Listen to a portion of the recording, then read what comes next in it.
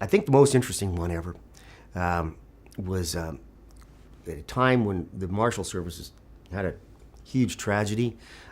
Gordon Call shot and killed the Deputy U.S. Marshal and a couple of the U.S. Marshal and a couple of his deputies in North Dakota. I was assigned to go on that detail.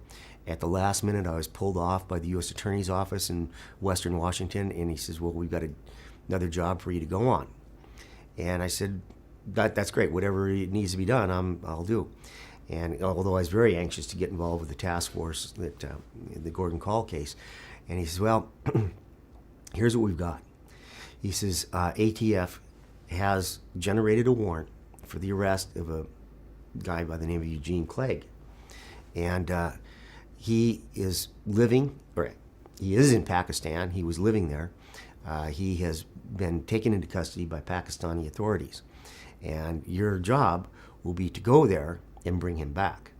And it will be difficult to do because he will be serving a sentence.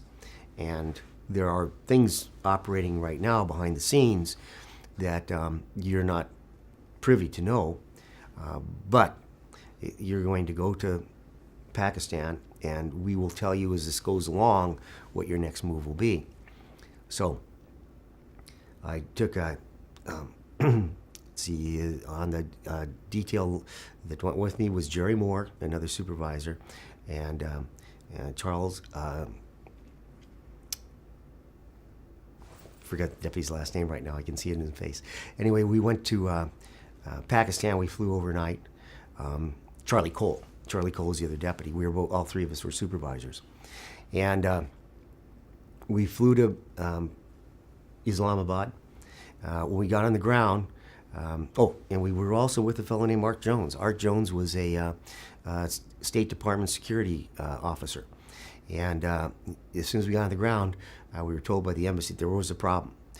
First of all, we were supposed to take a plane after we got Clegg into custody from Islamabad to Karachi, and then board the old Pan Am number 1, fly back to the United States. But because they're having riots in Karachi, we couldn't do that. Because certainly if something went wrong, we would be in a huge problem. So they said, get the next friendly flagship out of Pakistan. And with that, I went to British Overseas Airways. And just as fate would have it, the station chief there had just come in from Beijing.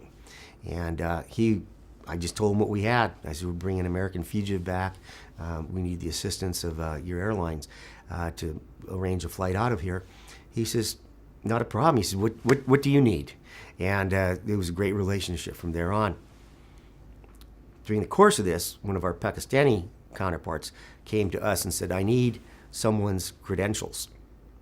And you don't give up your gun, you don't give up your credentials as a deputy marshal. And so I said, why do they need that? And well, we just need it. And I said, okay, fine. So I gave them my credentials. And Charlie and Jerry said, give them your credentials, you're crazy. And I said, this is what we have to do. I mean, we don't know what's going to happen, but I'll take a chance because I know I'll be fine with headquarters. So a couple days later, I got my credentials back, and they were in good order. And they said, okay, tomorrow you'll be leaving. And I had arranged on this flight, 10:30 a.m., to leave Islamabad. I still didn't have the prisoner.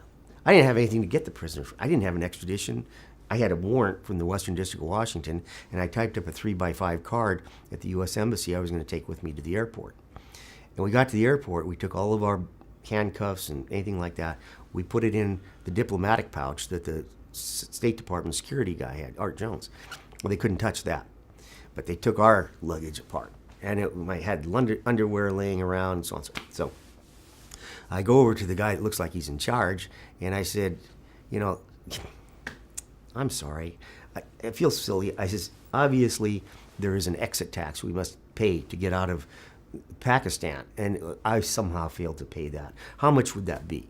And he quoted me like $60 U.S. It was a bribe. Well, it was. And I peeled off $60 in American dollars and handed it to him. We got our luggage back. We were on the plane. No problem. And it was a big L1011 TriStar. But no jetway. It had one of these stairways that you push up to the side of the airplane. And so we got on board, still didn't have our prisoner. Still didn't have him. At approximately, I would say 10:15, now you have to understand, in Pakistan, there are machine gun nests all around the airport, and with soldiers, and there are soldiers wandering around with machine guns. Right? This white Jeep Cherokee with all the windows blacked out comes up over a berm, comes out, stops on the tarmac. A guy gets out, crosses his arms, and he stands there looking around. And I said to Jerry and Charlie, I said, "That's our guy." And they said, "What do you mean that's our guy?" So I said, "Wait." I went down the stairs, and I said, "Come with me." I went down the stairs, and I walked up to him, and I said, "Do you have a package in the car for me? I'm a Deputy U.S. Marshal." And he said, "Do you have credentials?" And I said, "Yes, I do." And I showed him my credentials, and he had a Xerox photocopy of my credentials. That's what he needed the credentials for. And he says, "Your man's inside."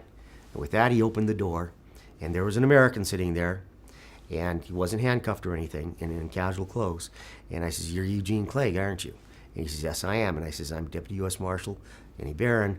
I said, "I'm taking you into custody. You go with these two marshals right now, and don't argue. Just get on the plane."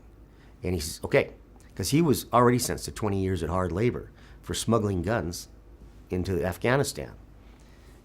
ATF had generated this case because there was a huge number of personal firearms, 9mm, 45s, that were being purchased in a little gun shop in Longview, Washington.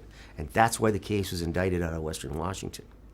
Eugene Clegg was a teacher at the U.S. Embassy in Islamabad. His father would buy the guns, send them to him. He would smuggle them to the Mujahideen in Afghanistan, who were our allies, the Taliban at that time. Who in that war were our allies, right? So he was furnishing them with guns. No doubt in my mind. And Eugene Clegg was an interesting guy. He was an true adventurer. And he had traveled all over the world, always working as a teacher in a U.S. Embassy. He had driven a Land Rover from the North Pole to Tierra del Fuego, things like that.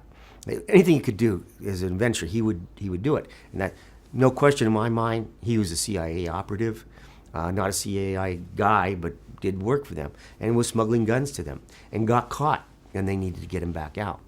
So, still don't have our prisoner. I get on board the plane. The old British purser, they had pursers on board those planes, and he was a charming guy, and I'm telling him what we're doing, and we're having a little banter. I went down, I brought Clegg back, got on board the airplane, and they told us at the American Embassy, if it looks like the Army troopers will shoot you, surrender, because they will shoot you. And they think you're kidnapping this guy, which you are. So surrender, we'll worry about getting you out later.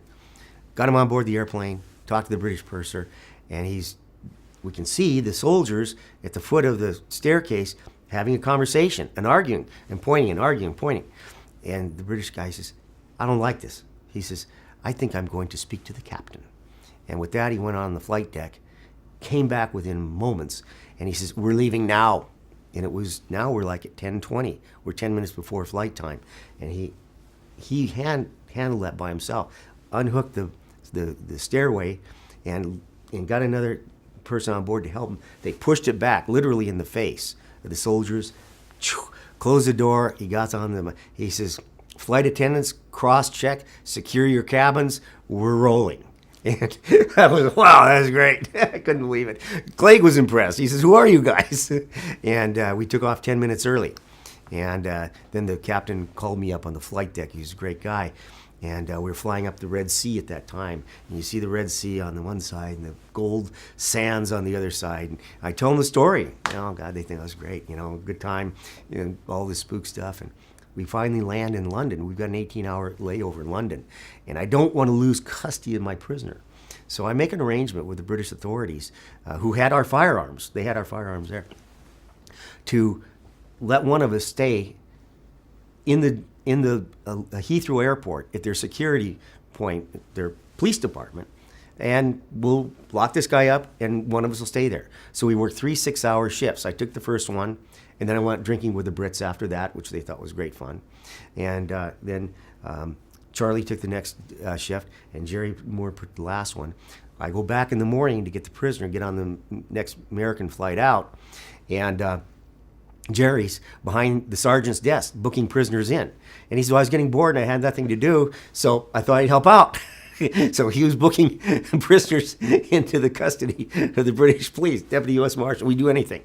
We work for anybody. It's not a problem. We can do that. Got him on board the plane, flew him back. Got him back to Seattle, and I had a top secret security clearance as well as did the chief deputy and both of the other supervisors.